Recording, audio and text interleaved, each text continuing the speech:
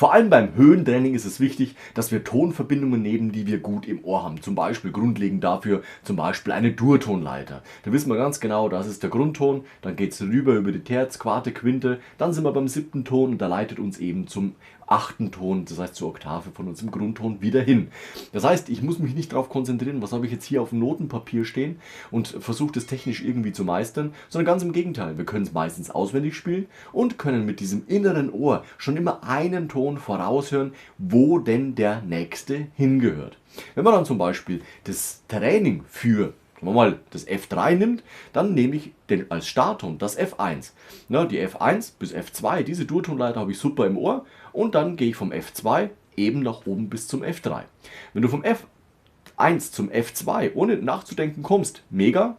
Aber vom F2 zum F3 nehmen wir dann einfach mal die Geschwindigkeit etwas raus und gehen langsamer nach oben. Wieso? Man kann viel besser nachvollziehen, was denn mit unserem Körper, der Zunge, dem Ansatz, dem Luftdruck, der Lippenöffnung und so weiter passiert, damit ein Ton nach dem anderen kommen kann. Die Übung würde dann folgendermaßen aussehen.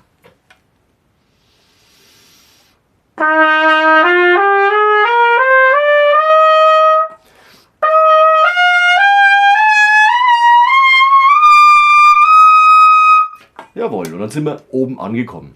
Ihr habt gemerkt, ich habe oben etwas langsamer gemacht, damit ich einfach hören kann, wie ist der nächste Ton, wie ist der nächste Ton. Ich bin also mit meinem inneren Ohr schon immer einen Ton weiter als beim Trompete spielen und versuche dann, eben der Ansatz packt zu, man merkt richtig, wie die Luft insgesamt schneller wird, die Öffnung wird kleiner und der Luftstrom ist wie so ein Strahl, der zwischen den Lippen durchgeht. Wichtig ist eben immer, dass der Ansatz eben von allen Seiten zupackt, damit eben auch hier der Dichtungsring, die Muskulatur, der Ansatz zum Mundstück abdichtet.